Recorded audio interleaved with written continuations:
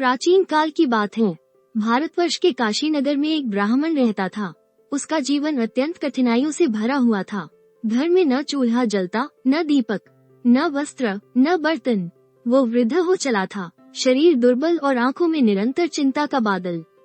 परंतु एक बात जो उसे विशेष बनाती थी, वो था उसका सच्चा मन, सत्यनिष्ठा और अडिग विश्वास। वो हर सुबह गंगा किनारे जाता, स्नान करता और भगवान का नाम लेकर बैठ जाता। उसका मन रोज एक ही प्रश्न करता, हे प्रभु, जीवन में इतनी कठिनाई क्यों? क्या मैंने किसी का बुरा किया है? और उत्तर शून्य की तरह मौन रहता। एक दिन जब उसका दुख असहनीय हो गया, वो गंगा तट पर बैठकर फूट फूट कर रोने लगा। उसके आंसू गंगा की धार में मिलकर जैसे स्वर्ग तक जा पहुँचे।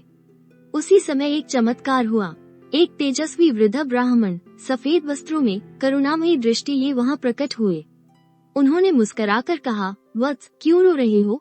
अपने मन की बात कहो। मैं एक यात्री हूँ, सत्य की खोज में निकला हूँ। शायद तुम्हारी पीड़ा भी मेरी यात्रा का एक हिस्सा है। ब्राह्मण ने उनकी ओर देखा और बोला, हे महात्मा, मेरी पीड़ा ऐसी है जिसे कहने में भी लज्जा आती है। मैं एक निर्धन ब्राह्मण हूँ। न अन्न है, न वस्त्र, भीख मांगकर जी रहा हूँ और अब शरीर भी साथ नहीं दे रहा। मुझे समझ नहीं आता कि यह जीवन है या कोई शाप। वृद्ध ने गहरी सांस ली और शांत स्वर में बोले, वत्स, तेरे जीवन की पीड़ा तुझे ईश्वर के निकट ले जाने का साधन बनी है। मैं तुझे एक व्रत बताता हूँ जो स्वयं भगवान सत्यनारायण का है।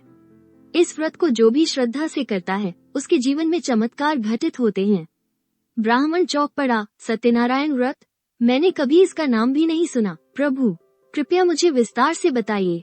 वृद्ध बोले, पूर्णिमा के दिन यह व्रत करना श्रेष्ठ माना गया है। साफ सुथरे स्थान पर भगवान सत्यनारायण की मूर्ति या चित्र रखें। फल, फूल, पंचामृत, सत्तू और तुलसी से पूजा करें। ध्यान रखें, व्रत करते समय मन में सच्चाई और भक्ति होनी चाहिए। और अंत में भगवान की कथा सुनी जाए, जिससे भक्ति का भाव जागृत हो। ब्राह्मण की आंखों में एक नई रोशनी आ गई। वो बोले, हे प्रभु, मैं अवश्य यह व्रत करूंगा। अब यही मेरी अंतिम आशा है। अगले दिन ब्राह्मण गंगा तट पर गया और जो भी भीख मिली, थोड़ा आटा, एक केला, थोड़े से चने और कुछ सिक्के, उससे पूजन की सामग्री जुटाई। उसने मिट्टी का छोटा मंदिर बनाया, एक सफेद कपड़ा बिछाया, तुलसी पत्तों से सजाया और पूरे मन से भगवान सत्यनारायण की पूजा की। वो न तो मंत्र जानता था, न विधि विधान, पर उसका मन सच्चा था और आंखों में श्रद्धा थी। उसने आंसुओं से भगवान को सच्चे भावों से नमन किया। फिर उसने कथा सुनी, उसी वृद्ध ब्राह्मण की कही कथा को दोहराया और अंत में थोड़ा सा सत्तू, केले और गुड़ से बना प्रसाद बांटा। उस रात जब वो सोया, उसके सपने में वही वृद्ध फिर प्रकट हुए, पर इस बार वे एक दिव्य रूप में थे। 4 भुजाएं, शंख, चक्र, गदा, पद्म, उनके चारों ओर तेज की एक आभा थी। वो जान गया, ये कोई साधारण ब्राह्मण नहीं थे, ये स्वयं भगवान सत्यनारायण थे। भगवान ने आशीर्वाद स्वर में कहा, वत्स, तेरी भक्ति सच्ची है, तू जीवन भर सुखी रहेगा। तेरी झोपड़ी अब आश्रय बनेगी दूसरों के लिए। तेरा जीवन एक प्रेरणा बनेगा। अगली सुबह जब ब्राह्मण उठा, उसके द्वार पर एक धनी व्यापारी आया। उसने कहा, मैं रात सपने में एक तेजस्वी व्यक्ति को देखा। उन्होंने कहा कि मुझे तुम्हारे घर दान देना है और तुम्हारे आशीर्वाद से व्यापार करना है। ब्राह्मण ने मुस्कुराकर भगवान को धन्यवाद दिया। कुछ ही महीनों में ब्राह्मण का जीवन बदल गया। झोपड़ी की जगह पक्के घर, भीख की जगह यज्ञ और अश्रु की जगह आनंद।